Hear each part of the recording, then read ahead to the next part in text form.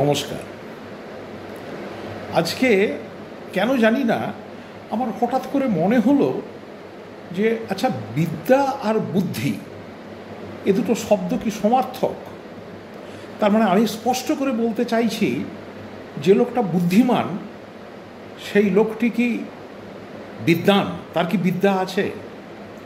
নাকি বিদ্যা আর বুদ্ধি এই দুটোর মধ্যে কোনো পার্থক্য আছে? তো একটু দেখে নেওয়া যাক।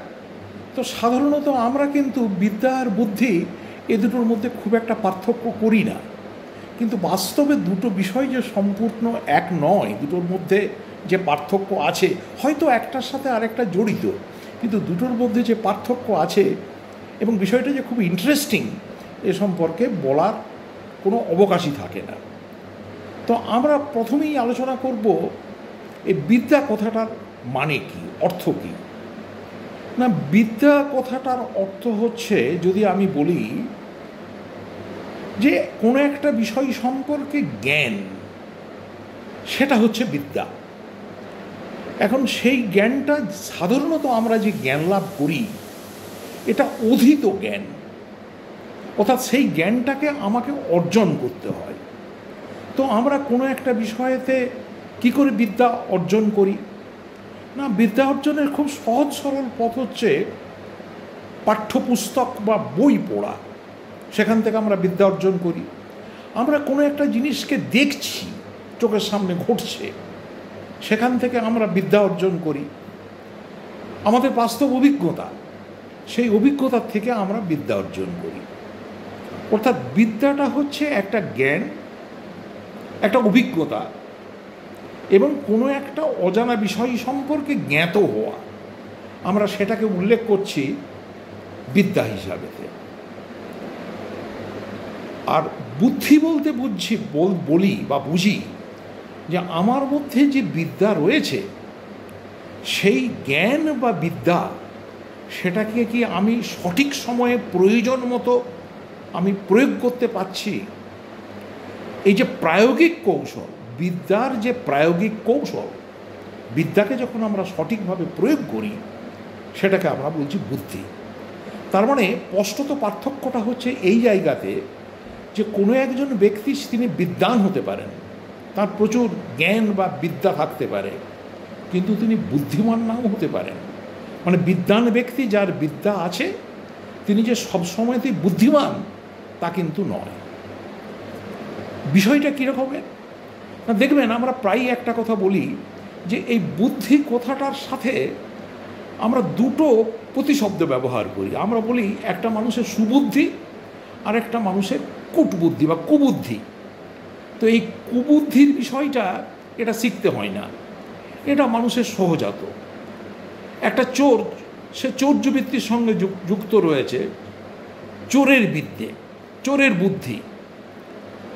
আমরা বলি চোরের বুদ্ধি, চোর পাড়ালে আমাদের বুদ্ধি বাড়ে, আমাদের প্রচলিত একটা বিষয় রয়েছে। তো বুদ্ধির বিষয়টা হচ্ছে বিদ্যাটার প্রায়োগিক দিক। বিদ্যাটা হচ্ছে জ্ঞান। আসলে বিদ্যা কথাটা কিন্তু দুভাবে আমরা ব্যবহার করি।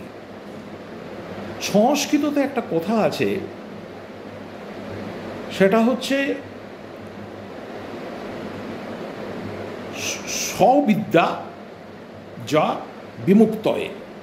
অর্থাৎ বিদ্যা হচ্ছে সেটাই, হয়তো একটু ভুল বললাম, বাংলা করলে দাঁড়ায় সেটাই প্রকৃত বিদ্যা যা আমাদেরকে মুক্তির পথ দেখায়, বা আমাদেরকে মুক্তি মিন্স আমাদের জ্ঞানের পথে নিয়ে যায়। অর্থাৎ প্রকৃত বিদ্যা হচ্ছে, এর মধ্যে কোনো কুবিষয় নেই। প্রকৃত বিদ্যাটা হচ্ছে অনেক মহত্তর, যা আমাদেরকে বৃহত্তর মুক্তির জগৎ, বৃহত্তর যে জ্ঞানের জগৎ, যেখানে সকলের মঙ্গল হতে পারে, সকলের ভালো হতে পারে, এইরকম একটা পরিবেশ বা পরিস্থিতিকে আমরা বলছি বিদ্যা। সুতরাং বিদ্যা অর্জন একটা জিনিস, আর বিদ্যার যে প্রয়োগ সেটা হচ্ছে বুদ্ধি। খুব সহজ কথায় বিদ্যা আর বুদ্ধি এক জিনিস নয়। খুব সংক্ষেপে বিষয়টা দাঁড়ায় এই জায়গাতে যে বিদ্যা হচ্ছে জ্ঞান, বিদ্যা হচ্ছে অধীত জ্ঞান, এবং সেই অধীত জ্ঞানকে সঠিক জায়গাতে সঠিকভাবে প্রয়োগ করা, আমরা সেটাকে বুদ্ধি বলব। সুতরাং বিদ্বান ব্যক্তি মানে তিনি যে সবসময় বুদ্ধিমান ব্যক্তি তা কিন্তু নয়। এই বুদ্ধিমান এটার সাথেই আমরা দেখি অনেক সময়তেই আমরা বলি যে বুদ্ধিমান ব্যক্তি মানে অনেকটা চালাক ব্যক্তি, যদিও বা চালাক বা চালাকি এই শব্দটা কিন্তু খুবই নগর্থক। বুদ্ধির সাথে সেখানে চালাক বা চালাকি এই শব্দটা ঠিক যায় না। ইন্টেলিজেন্ট আর ক্লেভার এই দুটো কথা কিন্তু ঠিক নয়। ইন্টেলিজেন্সই এটা অন্য জিনিস, আর ক্লেভার তার সাথে দ্রুততা, সটতা এগুলো যুক্ত থাকতে পারে। মানে যেন প্রকারণে আমার বিদ্যাকে কাজে লাগিয়ে আমি আমার নিজের কাজ হাসিল করছি, সেটা বুদ্ধির পর্যায়ে পড়ে। তো আমার মনে হয় এই সূক্ষ্ম পার্থক্যটুকু রয়েছে। বিদ্যা আর বুদ্ধি এ দুটো জিনিস এক নয়। জানি না এই আলোচনাটা কেমন লাগলো, আপনারাও মতামত জানাবেন। ধন্যবাদ।